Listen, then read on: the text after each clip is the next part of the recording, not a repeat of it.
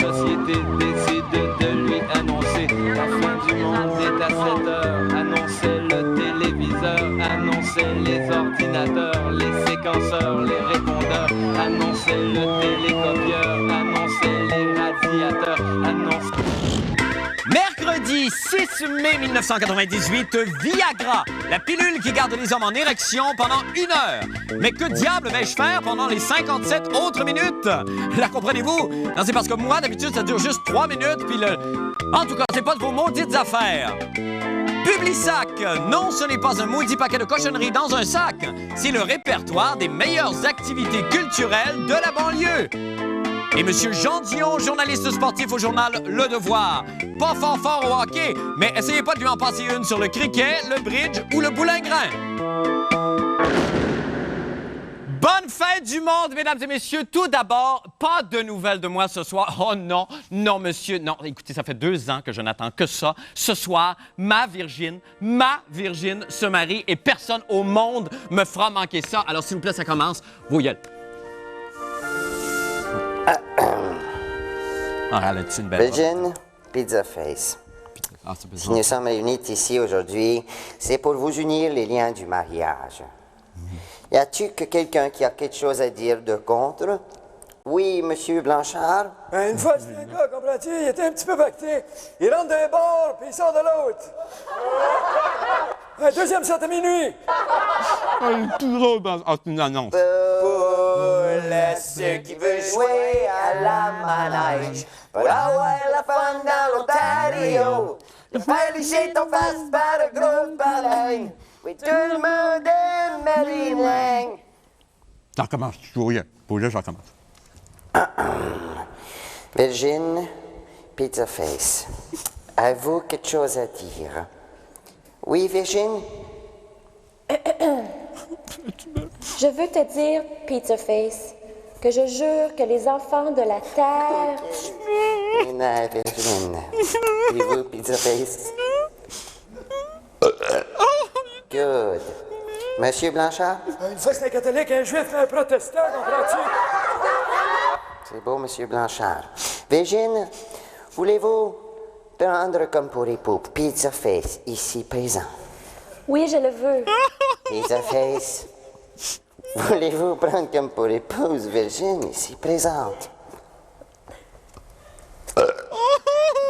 OK. Embrassez-vous.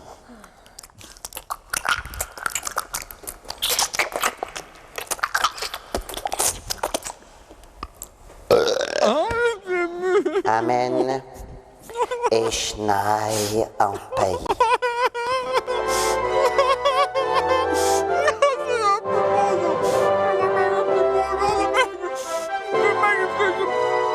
Oh, c'est tellement beau. Excusez-moi. Oh, c'est tellement ému. Excusez-moi. Oh, bon, ne manquez pas de main. Alors que je pleurais en regardant Jean-Luc Brassard à Fête Beaugamme. Maintenant. Oh, boy, c'est un beau moment. Ça, je vais éteindre ça parce que ça va me distraire. Maintenant, pour les nouvelles de la fin du monde. Un potin. Ah, vous savez comment j'haïs les potins. Non, mais c'est vrai, si demain un potin poussait dans mon parterre, j'en cueillerais les fruits, je ferais du ketchup et je le mettrais dans une poubelle au Manitoba. Ah non, mais je suis bête de même. N'empêche, j'ai un potin, le voici.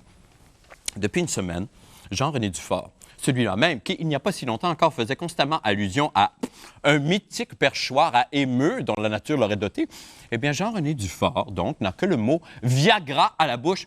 Et là, le monde entier l'aurait vu errer dans les allées des pharmacies et s'enquérir auprès des droguistes de la date à laquelle arrivera la petite pilule qui transforme le roseau en séquoia. Tout ça pour un supposé ami. Me semble. Aujourd'hui, il a même prétendu vouloir faire un reportage sociologique sur le sujet aux États-Unis. Me semble. Regardons ce que ça donne.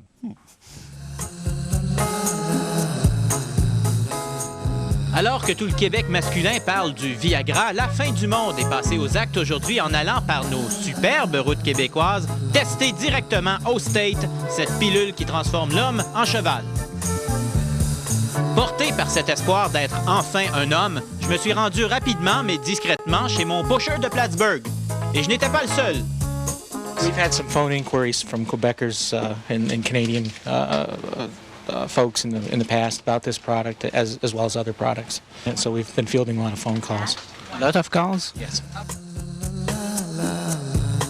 Curiosité scientifique oblige, il était maintenant l'heure de tester le produit miracle sur ma propre petite clarinette. J'avais déjà hâte de contempler ma nouvelle allure de bison. Ah, quel bonheur pour un homme de remplir ses shorts à volonté et d'afficher à tout vent sa virilité et sa virulence. Enfin, je possédais le rêve de tout étalon, un Python On.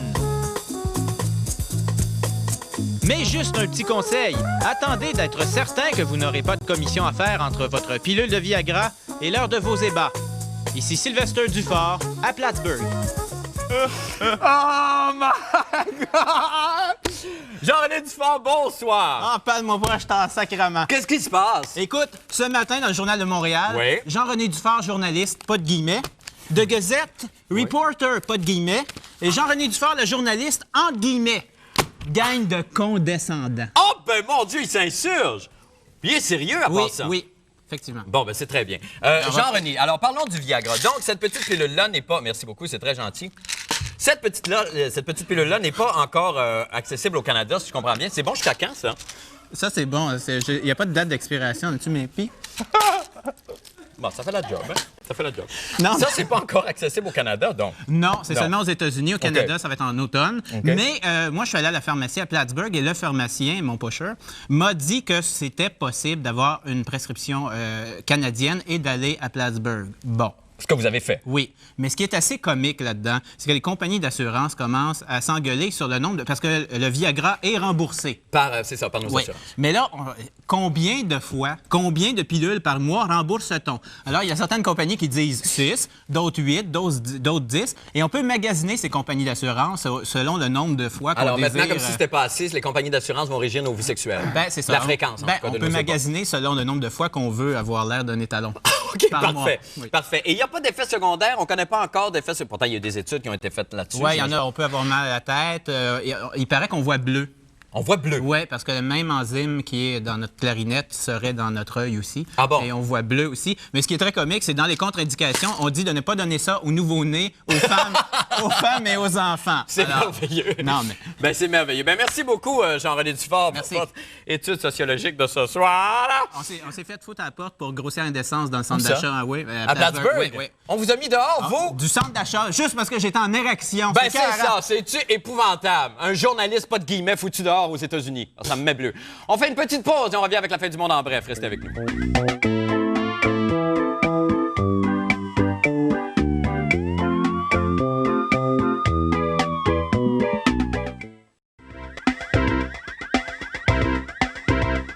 La fin du monde en bref maintenant. Hier soir, en grande pompe, ici même à LFDM est à cette tâche, M. Jean Doré s'est vu raser la moustache par le grand Ménic. Pas plus tard que ce matin, le maire de Montréal, M. Pierre Bourque, le jaloux, réalisant tout le battage médiatique autour de l'événement et ne voulant surtout pas être laissé pour compte, a donc lui aussi décidé de se débarrasser de son petit tas de poils superflus, en l'occurrence son toupette en SOS. Son nouveau look moumoute free, qu'il a baptisé Nature morte avec colle à bois, servira sûrement de mascotte à sa campagne électorale. Pour les nostalgiques et les curieux, il semble que son postiche sera désormais exposé à l'insectarium de Montréal. Bon, c'est pas vraiment une joke, mais entre vous et moi, seriez-vous à passer à côté de l'occasion de montrer Pierre Bourque sans son écureuil mort à la tête? Nous, jamais! Non, je suis un journaliste intègre, moi. Chaque samedi, vous le trouvez suspendu à votre porte. Il vous appelle, vous crie à l'aide et vous supplie « Ouvre-moi, ouvre-moi, s'il te plaît, je regorge d'aubaine, je déborde de coupons et mon centerfold de bœuf haché alimentera ton imaginaire comme personne ne l'a fait auparavant. Je ne demande qu'à être écarté et fouillé dedans. » Ça me fait penser... Est-ce que je vous ai déjà parlé de Julie Miville-Deschênes? Oh! On n'a pas le temps, c'est dommage. Évidemment, je veux parler du Publisac ici. Ce sachet surprise de cette fin de siècle, attendu par la ménagère comme Pénélope son Ulysse et comme le Canadien son Sakou Koivu. Patrick Masbourian a jeté un sourcil inquisiteur, ou ce qu'il y en reste, à l'intérieur de cette industrie. On écoute.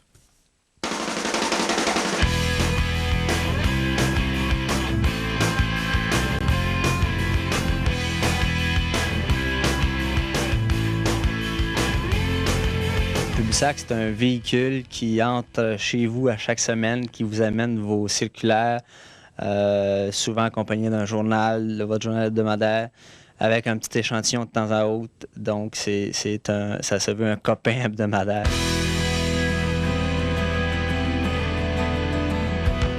Tu marches combien de kilomètres dans une journée? Une vraie gazelle.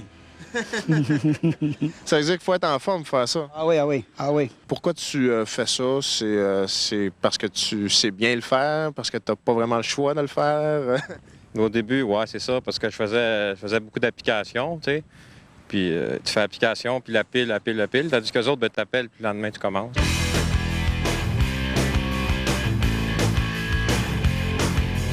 Toi, t'en distribues combien dans une journée? 1800, 2000. Fait que là, aujourd'hui, tu vois 2000 Publisac, ça va te rapporter combien? Environ 140 pièces. Tu vas avoir travaillé combien d'heures? 9 heures.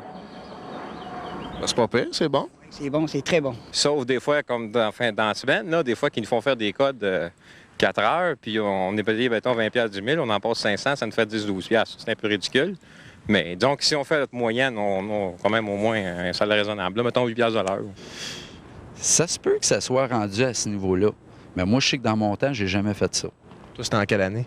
Oh, là, on parle de là à peu près 4 ans. T'es-tu payé en dessous de la table? T'es-tu payé comptant ou t'es sur un payroll? Un quoi? Un payroll, non. T'es payé en dessous de la table, t'es payé au noir. Puis même que des fois, tu étais payé une fois par semaine, puis il fallait que tu cours après le gars, tu avais de la misère à être payé. Après ça, quand tu avais le malheur de demander un avance sur ta paye, bon, ben si tu demandais 20$, il t'enlevait un 25 ou un 30$ sur ta paye, c'est que ça, j'appelle ça du Shylock. Je dirais que si on retournait plusieurs années en arrière, on découvrait effectivement certaines pratiques déplorables, je dirais. Là. Donc, nous, quand on est arrivé dans cette business-là, on a travaillé fortement, je dirais, à essayer de se donner des normes et une façon de faire, donc, et être le plus transparent possible, parce qu'évidemment, on a un produit qui sort à l'extérieur toutes les semaines, donc évidemment qu'on est sur la ligne de tir.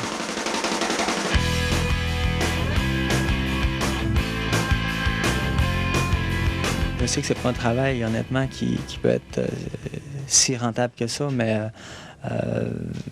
c'est l'industrie qui est comme ça. On avouerait, évidemment, physiquement, c'est difficile. Par contre, il y a possibilité, évidemment, de se faire un revenu de point qui est intéressant, à mon avis, quand même, avec quelqu'un qui fait beaucoup d'heures. Tu sais, je suis fatigué là, pour me donner du courage. Je pense à ma blonde Louise, puis ça m'encourage. Tu sais, des fois, on fait bien des portes, puis j'écoute le radio, puis je pense à elle. Louise, veux-tu m'épouser? Ben, il y a des grands romantiques, c'est bien cute, ça. Ah, j'aurais dû faire la même chose, Marc. Ben oui. Comment ça va, Patrick, ce soir? Ça va bien, merci, toi? Oui, ça va très bien. Alors, qui recrute-t-on vraiment pour distribuer les Publisac? Je dirais premier arrivé, premier servi. C'est, on peut le dire, une job de dernier recours. Quoique à 8 piastres de l'heure, si c'est vrai, je dois reconnaître qu'on n'a pas pu vraiment le vérifier, mais on se fie à leur parole. Et si c'est vrai, c'est quand même pas si mal. Ceci dit, on voit très peu d'étudiants. On voit surtout, malheureusement, délaissés pour compte de la société, des gens donc qui, comme on l'a vu, qui ont sollicité des emplois ailleurs, mais souvent, malheureusement, c'est la seule job qu'on peut faire sans aucun prérequis. Là. Et c'est vraiment, c'est énorme la masse de publicité qu'il y a là-dedans. Moi, j'ai pas, j'ai pas de circulaire inscrit sur ma porte depuis 2 ans, mais on continue quand même. Est-ce que ça fonctionne d'ailleurs? Comment on peut empêcher? Comment on peut ne pas recevoir de Publisac? C'est la grande question. Bien, pour ne pas recevoir de Publisac, on commence à le voir un peu partout. C'est le fameux logo officiel, en tout cas sur le territoire de la CEM à la Ville de Montréal. Ouais. C'est une petite circulaire là, dans un cercle rouge avec une petite barre rouge. Mais on ne respecte que les logos officiels et ça concerne chacune des municipalités. Ah bon? La compagnie qui distribue le Publisac prétend qu'elle, en accord avec la Ville, détermine quel sera le logo, etc., etc.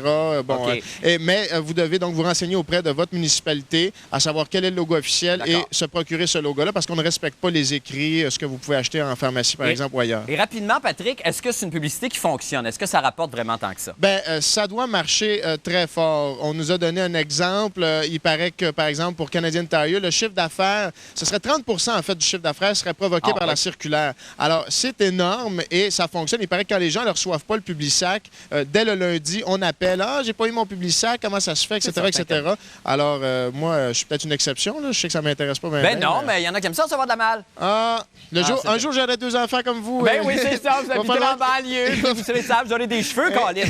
Merci beaucoup, Patrick. Merci, Marc. Merci infiniment. Ça va faire une petite pause et on revient avec la fin du monde des sports. Restez là.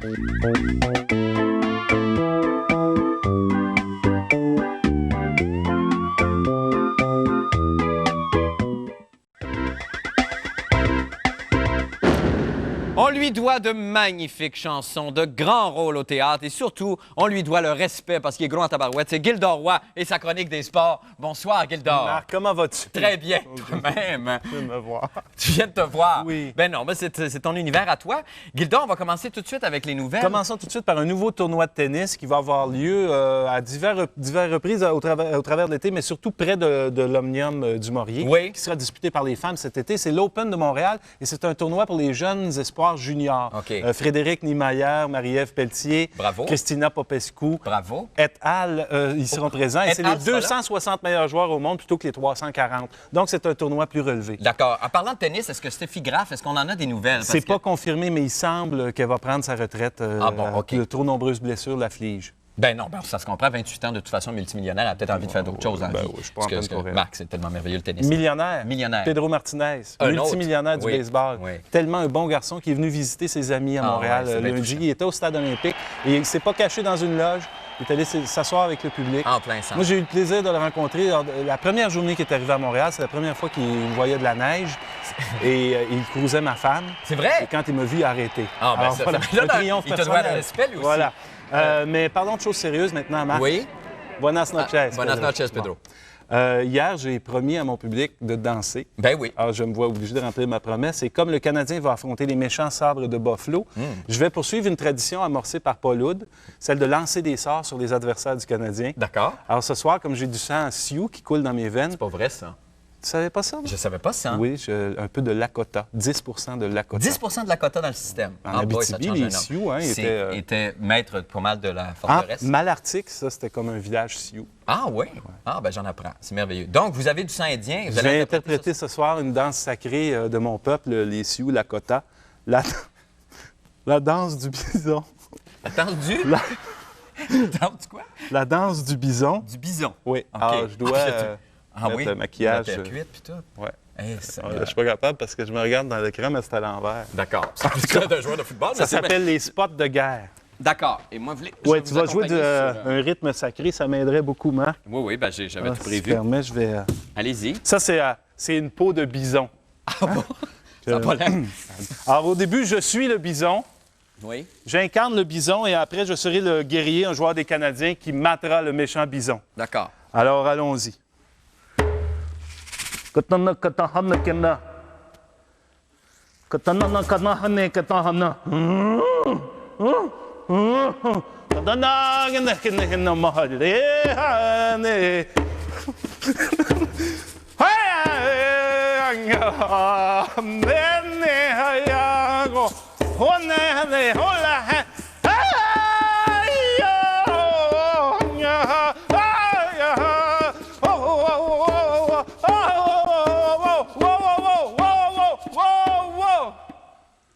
Bonsoir. Merci infiniment, Gildor. Oh mon Dieu, la tradition continue.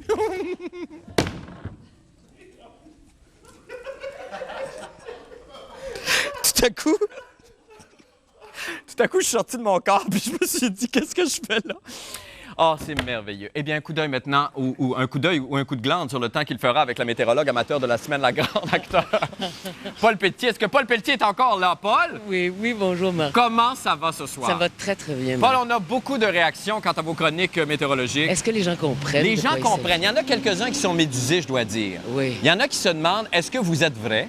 Si j'existe vraiment, moi. Si vous existez vraiment. Oui, oui. Et il y en a d'autres qui se demandent, est-ce que vous avez un pocheux, est-ce que vous consommez? Il y en a d'autres, par contre, qui sont complètement transportés. Ah oui. C'est merveilleux.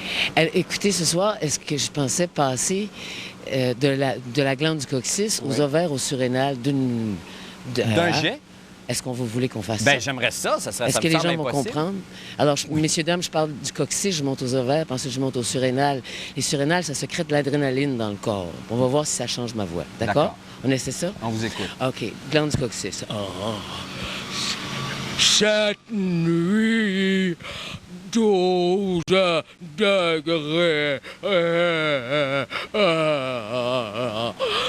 OK. Je monte aux ovaires. Cette nuit, plutôt nuageux. Oh.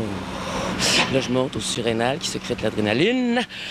Demain, maximum de 23 degrés avec un ciel variable, ciel nuageux. orage, nuage, soleil. La voix des Surrénal, c'est la voix des grands acteurs britanniques. Hey, c'est magnifique, magnifique. Merci beaucoup. Merci infiniment, Paul. C'est bien gentil. Je suis sûr qu'on va avoir d'autres courriers électroniques demain. C'est magnifique. Merci beaucoup. Merci infiniment. On se reparle demain. On s'en va faire une petite pause et on revient avec notre rescapé de ce soir. Restez là. Quel acte.